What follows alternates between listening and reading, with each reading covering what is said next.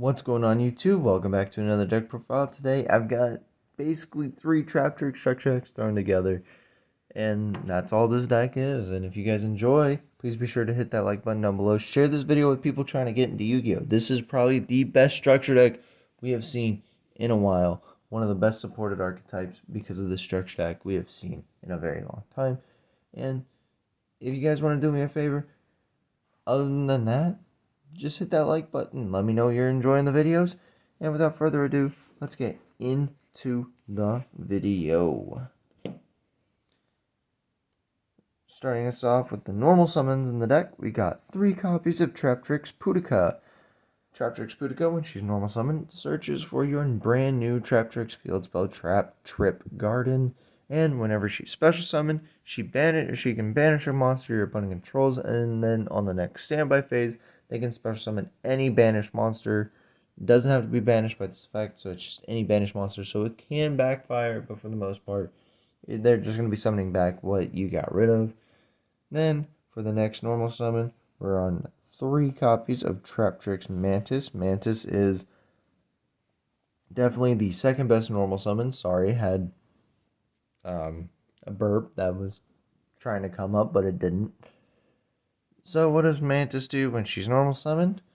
She searches for a TRAPTRIX monster, and then she's a quick effect to bounce a back row back to your hand and reset one. The reset is optional, but the bounce back helps you dodge back row removal like Lightning Storm, Feather Duster. Next, we have 3 copies of TRAPTRIX Mermello. Mermello, whenever it's normal summoned, searches a whole normal trap. And whenever she's special summoned, you get to pop a back row that your opponent controls. Fairly simple card, fairly self-explanatory, and that's it for the normal summons. Now for the 2 different named extenders. We have 3 copies of TRAPTRIX Arachnocampa. Definitely the best extender in the deck. What does it do? Well, it's a quick effect where if you control a TRAPTRIX monster, or if you control a card... No, I believe it's just a card in your back row. No.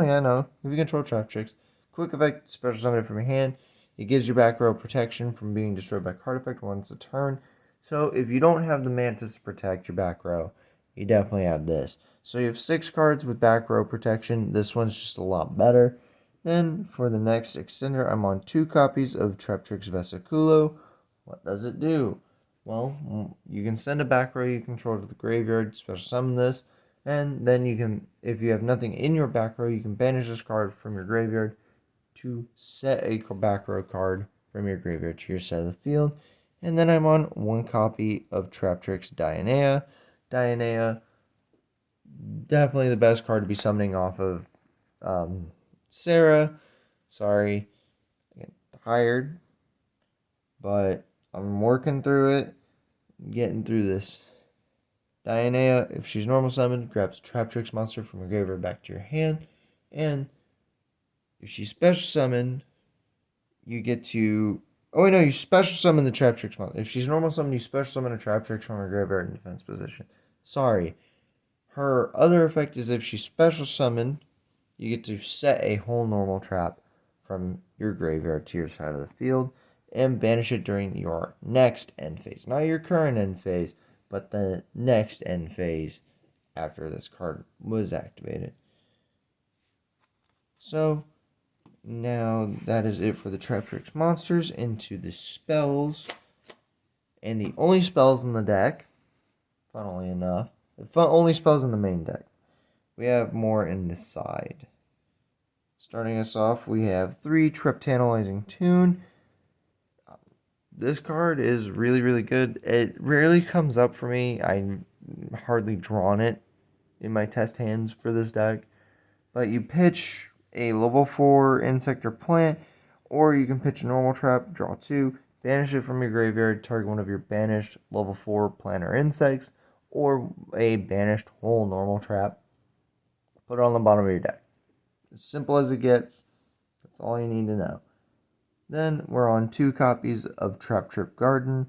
As good as this card is, you only need 2 because you're basically running 5 of it when you're running it at 2 because of Pudica. So what does it do? You get an additional normal summon during each of your turns during the main phase. And Also gives your TRAPTRIX monsters protection from being destroyed by battle or card effect. The first time they would die, they don't. They just simply don't. And then you can banish a TRAPTRIX you control to special summon one from your graveyard with a different name from what you currently... Or no, Sarah summons with a different name than what you currently control. This just special summons one from the graveyard by banishing by banishing a monster you control. Sorry. Really powering through this. So that is it for the main deck TRAPTRIX spells. Now we are on to the TRAPTRIX traps. Say that 6 times fast. 5 times fast. However many times you want to try and say it. So we're on 3 copies of TRAPTRIX Holotea or Holoita. I don't know how you want to pronounce it. I am pretty sure it's just Holotea. But regardless, this is an in-archetype Shade Brigandine. You can set it off of TRAPTRIX Sarah. So in order to activate this card, the turn it's set, you have to discard a trap, which is no big deal, no biggie. And then you can banish this card from the graveyard to Monster Reborn, one of your TRAPTRIX monsters. You can only use one effect per turn, so keep that in mind when using this card. It's either you get its on-board effect, or you either get to summon it, or you send this to the graveyard with like a Vesiculo, and then you use it as a Monster Reborn. But with it being a trap, you are more than likely going to use the first effect to summon it on your turn, and then use the Monster Reborn on your opponent's turn to help make it hard for them to push for lethal. Then we're on 3 copies of TRAPTRIX Traphole Nightmare. Very simple.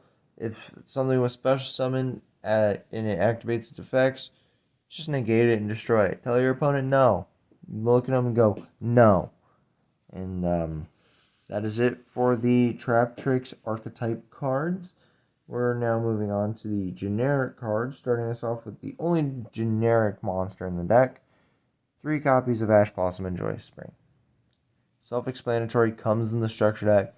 One of the best staples since Maximum Crisis back in 2017, when this card was like a $100 secret rare piece. And people still played 3 of it. And they were like, yeah, you have to play 3 of it in every deck. And it's like, well, I'm good. Next, for the generic traps in the deck, I almost dropped one. We are on 3 copies of the Phantom Knights of Shade Brigandine. Shade Brigandine is an extender, but it can also be a starter. If you have no traps in your graveyard, you can activate it the turn it's set, and that's really all the effect you need. It has a lot more text on it, but you don't need the rest of that text. Next, we're on 2 copies of Floodgate Traphole, 2 copies of Terrifying Traphole Nightmare, the new Traphole Nightmare, 2 copies of Gravedigger's Traphole, and 2 copies of Bottomless Floodgate. If your opponent special summons a monster or multiple monsters, you can Book of Moon all of them, so flip them all face down, and then your opponent can't flip them up until, either you banish it with a Pudica, or something happens, or they get forced to flip face up. But basically, it's like, oh, you summoned something that's like important. Well, time to book it permanently. And if you don't have a way to fusion summon with it, good luck getting it off the board. Then you have Terrifying Traphole Nightmare. If your opponent special summoned a monster or monsters with 2,000 or more attack this turn, you can target a monster your opponent controls, destroy it, and then you can banish, or if you have a whole normal trap in your graveyard already, you can banish a card out of your opponent's graveyard.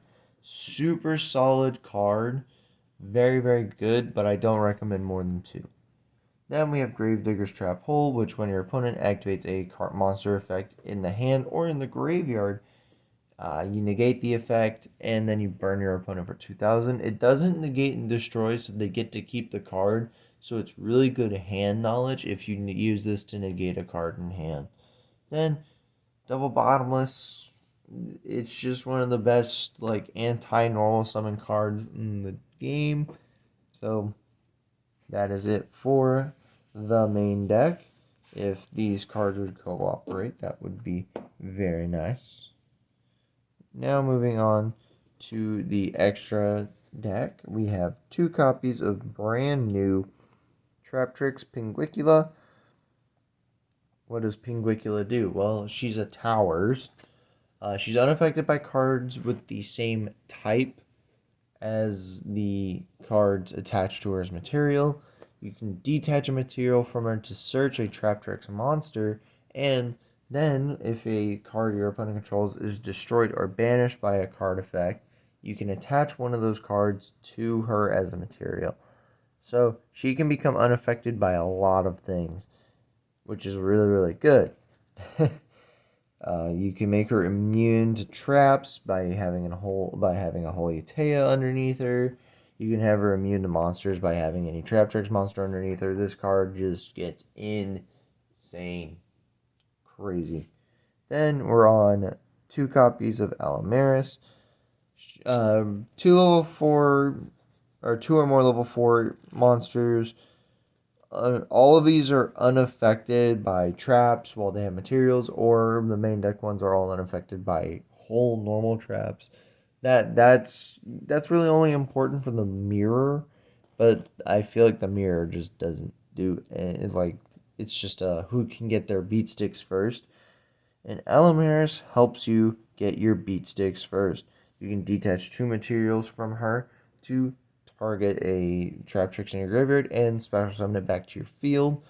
And then she has another effect where you can, when your opponent's card is destroyed or banished by card effect, you can detach a material, special summon one of the cards that was destroyed to your side of the field. As long as it was a monster. It has to be a legal target, obviously. Oh, excuse me. Next, I'm on 3 copies of TRAPTRIX Rafflesia. Rafflesia is just so good. Yeah, sorry, lost my. I was trying to say 6 things at once. Basically, she is a walking trap hole of herself. If one of your trap holes meets its activation requirements, you can quick effect detach material from her, foolish burial that whole normal trap from your deck to the graveyard, and then her effect becomes that trap hole, and then you resolve the effect after her effect has changed. So, super, super good. I remember her being used when Bottomless was limited, because Bottomless used to be one of the best forms of interruption. Being able to make it a Rafflesia was just super good regardless. Then we have 2 TRAPTRIX Adipus. Adipus, the access code of the archetype. If there's a whole normal trap in your graveyard, you can, or all your stuff gains 1,000 attack. Super simple. Then, then you can target monsters your opponent controls up to the number of TRAPTRIX monsters you control, negate their effects, and then you can apply an additional effect where you can banish a whole normal trap out of your graveyard to destroy one of the monsters whose effects was negated. Then that's just kind of it. You push for game from there. Then we're on 3 copies of Caleria. Caleria gives you additional uses of your back row by allowing you to reset them as opposed to sending them to the graveyard. And during your end phase, you get to Monster Reborn, a TRAPTRIX monster. Then we are on 3 copies of TRAPTRIX Sarah, the best link monster in this deck. If you activate a normal trap while she's on the board, you get to special summon a TRAPTRIX from your deck. If you activate a TRAPTRIX effects, you get to set a whole normal trap from your deck. Self-explanatory. Moving on from the extra deck to the side deck,